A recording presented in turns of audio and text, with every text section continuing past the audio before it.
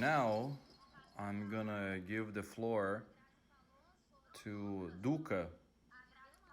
Grazi spoke about the matter of living a life, a happy life without alcohol. Now I'm gonna talk to Duca, who is a comedian, children's book author, and a recuperating alcoholic. And he has a great story, and is a very happy person, very interesting person. People think that comedians, they're smiling all the time, but he does go through his struggles, and he's been sober for many, many years. Right, Duca? Hey, thank you, Lou. Thank you very much. Yeah, I was listening to Graziella speak, and of course, we identify with a lot of things. And I've been clean for 16 years. It's going to be 17 years this year. I'm an alcoholic, drug addict, and thank God I'm clean now. And if I wasn't clean, I was not going to be here. And how do you see this people minimizing the effects of alcohol? Tell us a little bit where alcohol took you, because alcohol is also a drug, and which is also the subject of our life. Alcohol to me is not just a drug, it's the worst drug of all, because it's everywhere, and it's even in the church. You see the priests, they're drinking wine, and people don't understand. They don't know how many alcoholic priests there are out there in the world. It's a lot. And so alcohol took me to try to kill myself and lose my life and lose everything, materially speaking, spiritually speaking. And I was able to conquer things back little by little. And on December 6th of 2003, I tried to commit suicide by jumping off of a building. I started drinking at 10 o'clock in the morning, and I was using other drugs, and I was freaking out. And at 10 p.m., I tried to jump off of a building, but luckily somebody was able to restrain me, and I didn't jump. I didn't die.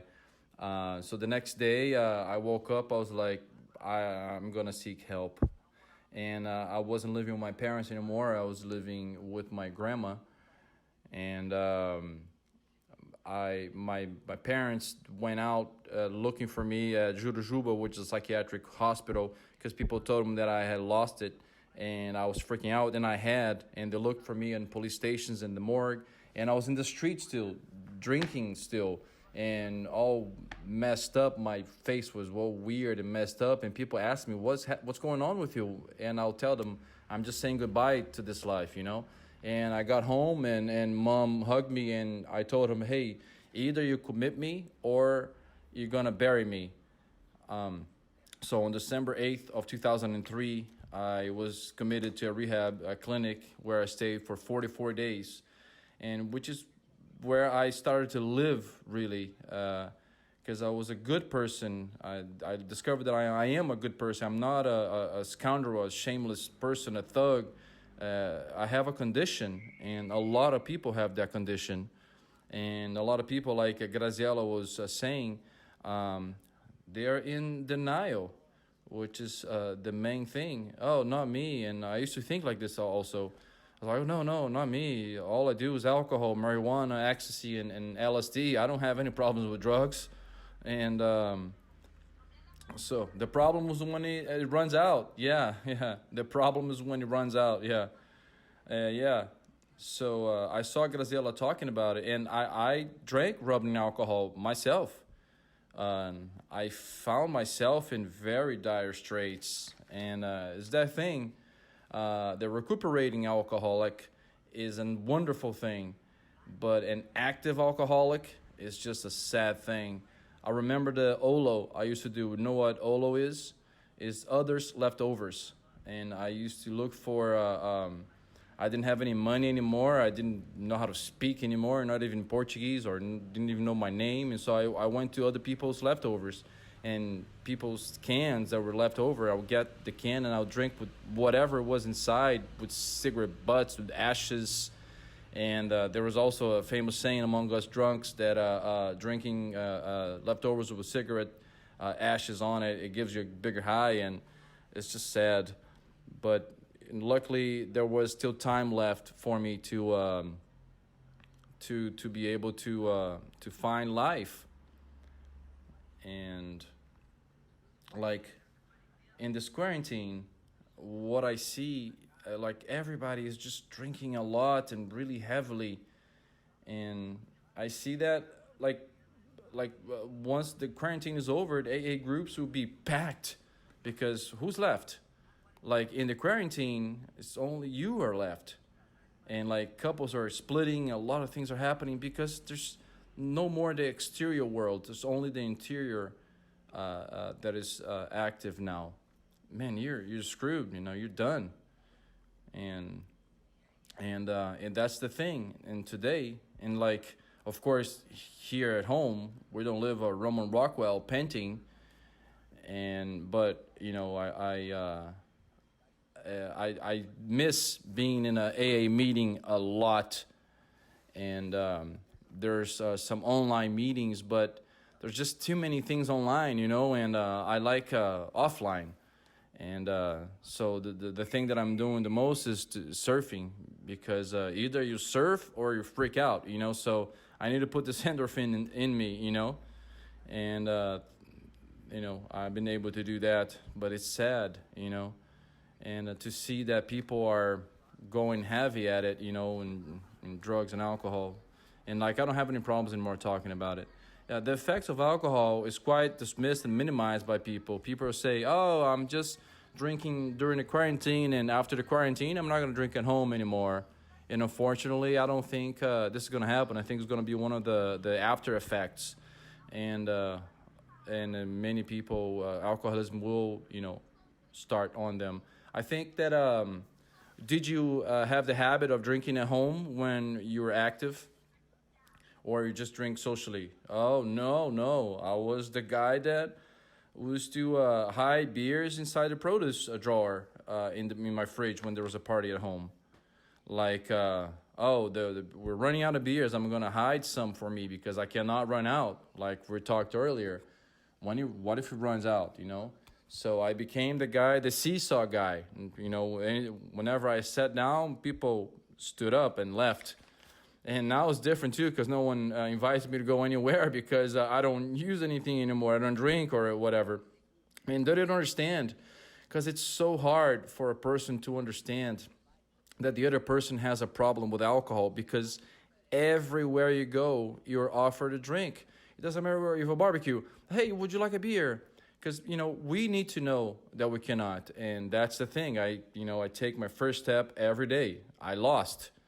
I cannot do it anymore.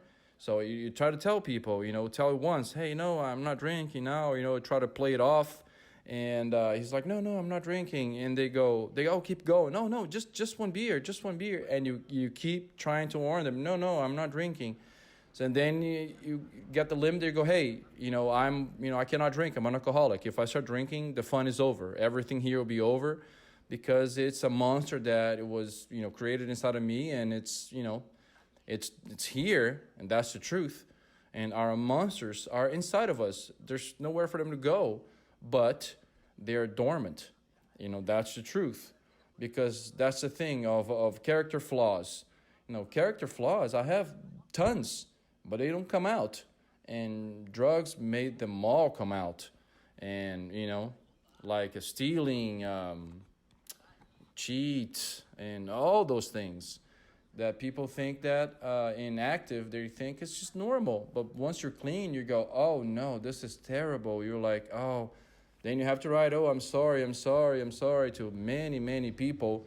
And now that you're recuperating and you're a father, as a father, how do you see this matter of alcohol? Because exactly this is present everywhere. In church, or even at a baby shower that became an adult drinking shower. And what do you tell your daughters? What do you usually tell them? I remember when I was beginning, I would go to the NA meetings and have some people there. They were starting to go through that phase with kids going in their teenage years and starting to use alcohol and so on and so forth. And I have two teenage daughters, but they're practically grown women already. and I try to warn them and show them on my example, and I warn them that there's no happy ending, and I cannot get into their life too much, and I try just try to warn, because like I know where I went, and I tell them, and they know, and nothing is hidden from the girls, but what I tell them is just to be careful all the time, because I don't know if it's in the gene, in the blood, or anything like this. I've seen my eldest daughter. She told me that they drugged her drink once, and my youngest daughter, the 18-year-old one, because I hope now, because it's hard, it's hard to control them. They're all over the place all the time.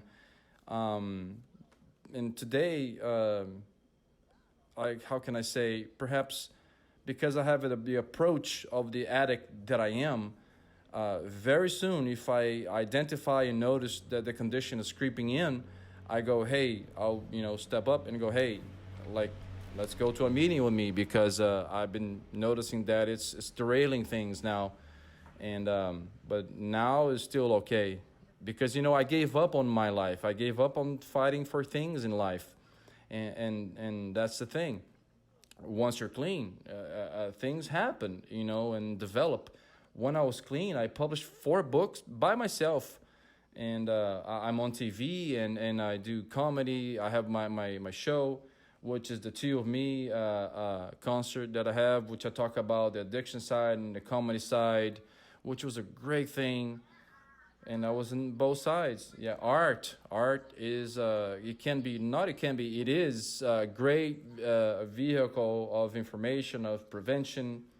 Yeah, because people see me, because my character on TV is a dope head, and because people think my character is me, and the dope head was inside of me, and I have first-hand knowledge and experience on the subject. A lot of experience.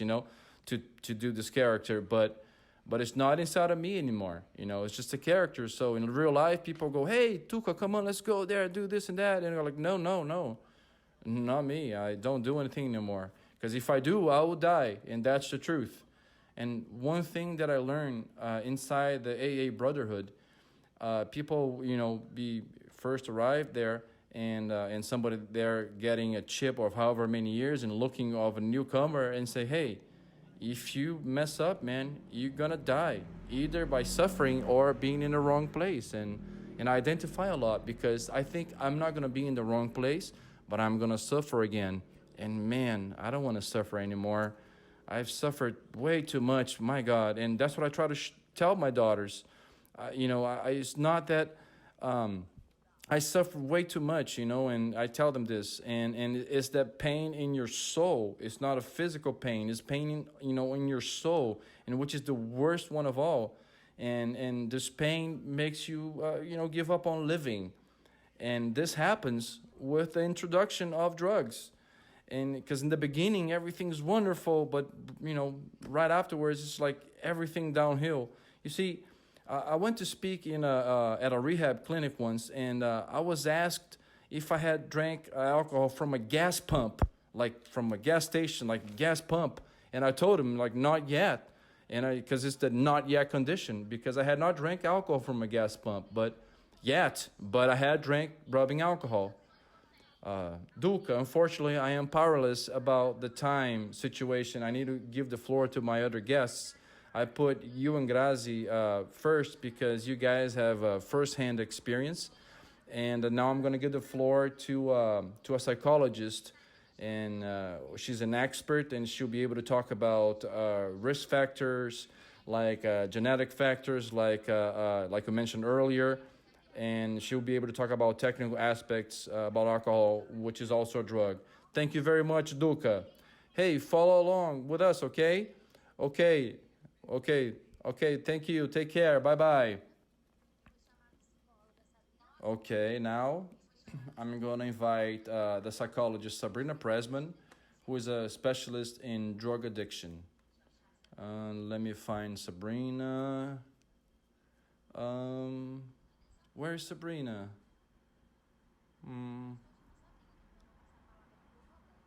guys, I'm sorry I cannot find Sabrina, so I'm gonna give the floor to Roberto. And once Sabrina returns, she'll wrap it up.